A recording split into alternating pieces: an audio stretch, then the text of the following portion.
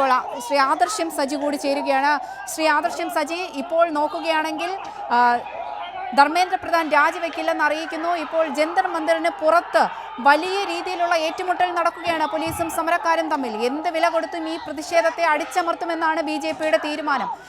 ഈ 33 ദിവസമായിട്ടും കേന്ദ്ര സർക്കാർ ഇവരുടെ ആവശ്യം അംഗീകരിച്ചിട്ടില്ല. ഇന്ന് ഇപ്പോൾ JP നദ്ദ വാർത്താ സമ്മേളനം വിളിച്ചറിയിച്ചിരിക്കുന്നു ധർമ്മേന്ദ്ര പ്രധാൻ രാജിവെക്കില്ല.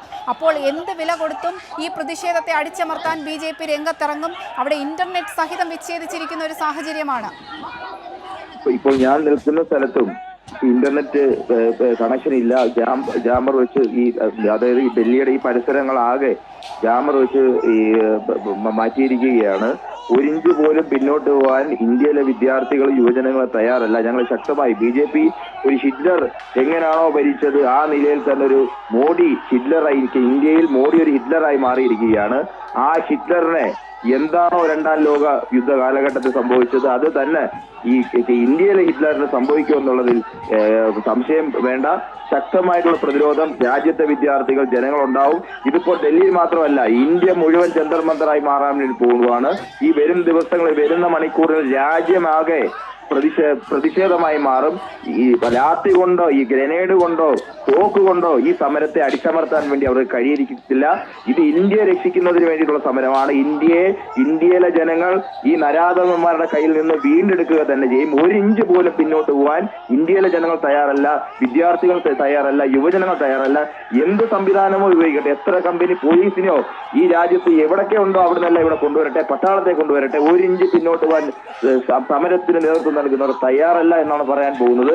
ധർമ്മേന്ദ്രന്റെ പ്രധാന രാജി, ദേശീയ നാഷണൽ ടോർച്ചറിംഗ് ഏജൻസി എന്ന NDA പിരിച്ചുവിടുക, ആ മുദ്രാവാക്യമായി മുന്നോട്ട് പോകുക തന്നെ ചെയ്യും. എത്രത്തോളം അടിച്ചമർത്താൻ ശ്രമിച്ചാലും ആയിരങ്ങൾ, പതിനായിരങ്ങൾ, ലക്ഷങ്ങൾ ഈ ജന്തർ മന്ദറിലേക്ക് വരുമെന്നുള്ളതാണ് സൂചിപ്പിക്കാനുള്ളത്. അതായത് ഈ നേപ്പാളിലൊക്കെ നമ്മൾ കണ്ട ജൻസി പ്രക്ഷോഭം പോലെ ഡൽഹിയിലും ഇപ്പോൾ കാണാൻ സാധിക്കുന്നത് തന്നെയല്ലേ? ഇപ്പോൾ രാജ്യത്തിന്റെ പല ഭാഗത്തു നിന്നും യുവാക്കളടക്കം പല സംഘടനകളും CJPക്ക് പിന്തുണയുമായി അങ്ങോട്ടെത്തുന്ന ഒരു കാഴ്ച നമ്മൾ 2 ദിവസമായി കാണുന്നതാണ്. രാജ്യത്താകമാനുള്ള വരുന്ന വിദ്യാർത്ഥികളെല്ലാം തന്നെ ജന്തർ മന്ദർ ഡൽഹിയിലേക്ക് വന്നുകൊണ്ടിരിക്കുകയാണ്. ഭക്ഷണ സാധനങ്ങൾ അവിടെ അകത്ത് കയറ്റി അനുവദിക്കുന്നില്ല. രാജ്യത്തെ ജനങ്ങളാകമാനം SFIയുടെ നേതൃത്വത്തിൽ ക്രാന്തി കോർണറിൽ അവിടെ ആവശ്യത്തിനനുസരിച്ച് അവിടെ വരുന്ന സമര വോളണ്ടിയർക്ക്, സമര നേതൃത്വം നൽകുന്നവർക്ക് എത്ര ഭക്ഷണമാണോ വേണ്ടത്, കുടിവെള്ളമാണോ വേണ്ടത്, അവിടെ എല്ലാം അവിടെ എത്തിച്ചുകൊടുക്കുന്ന സംവിധാനമുണ്ട്. രാജ്യത്തുള്ള ജനങ്ങളാകമാനം തന്നെ ഈ സമരത്തെ മുന്നോട്ട് കൊണ്ടുപോകാൻ വേണ്ടി, സംരക്ഷിക്കുന്നതിന് വേണ്ടി ഇവിടെ വരുന്ന സമര വോളണ്ടിയർമാർക്ക് ഭക്ഷണവും അവർക്ക് വേണ്ട സഹായങ്ങൾ എത്തിക്കുന്നതിന് വേണ്ടി ആയിരക്കണക്കിന് കോളുകളാണ് പല സഖാക്കൾക്കുമായി വന്നുകൊണ്ടിരിക്കുന്നത്.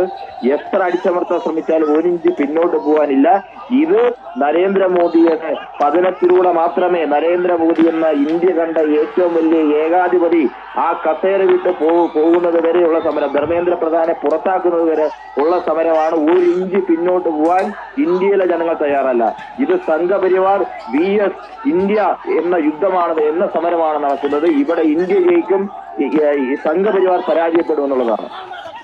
ശ്രീ ആദർശ്, ഈ CJPയുടെ പ്രതിഷേധം തുടങ്ങിയത് മുതൽ SFI പൂർണ്ണ പിന്തുണയുമായി CJPക്കൊപ്പം തന്നെയുണ്ട്. ഈ ധർമ്മേന്ദ്ര പ്രധാൻ രാജിവെക്കില്ല എന്ന് ഇപ്പോൾ JP നദ്ദ വ്യക്തമാക്കിയ സാഹചര്യത്തിൽ SFIയും ഈ സമരവുമായി മുന്നോട്ട് പോകാൻ തന്നെയല്ലേ തീരുമാനം? കാരണം നമ്മുടെ ആവശ്യം തന്നെ ധർമ്മേന്ദ്ര പ്രധാൻ രാജിവെക്കണമെന്നാണ്. ഇപ്പോൾ നേരത്തെ JP നദ്ദ ഈ നീറ്റ് ചോദ്യപേപ്പർ, പരീക്ഷാ ചോദ്യപേപ്പർ ചോർച്ചയുമായി അതിനെ ന്യായീകരിക്കുകയാണ് അദ്ദേഹം ചെയ്തത്.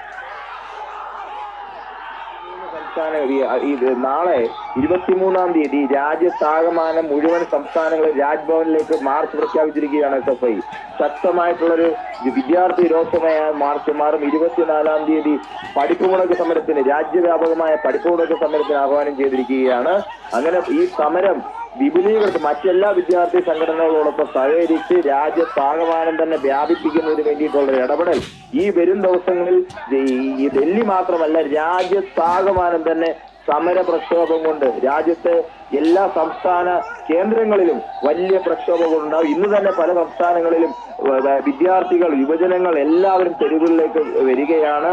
അതായത് ഈ സമരത്തിൽ നിന്ന് ഒരു ഇഞ്ച് പിന്നോട്ട് പോകുന്നത് ഇത് രാജ്യമാകമാനം തന്നെ ഈ സമരത്തെ ഏറ്റെടുക്കും. ഡൽഹിയിലേക്ക് വരാൻ പറ്റാത്തവർ അവരുടെ ഗ്രാമങ്ങൾ എവിടെയാണോ, അവരുടെ ജില്ലാ കേന്ദ്രങ്ങൾ എവിടെയാണോ അവിടെ ഈ സമരം വലിയ പ്രക്ഷോഭമായി മാറിക്കൊണ്ടിരിക്കുന്നു എന്നുള്ളതാണ് നമുക്ക് കാണാൻ വേണ്ടി സാധിക്കുന്നത്.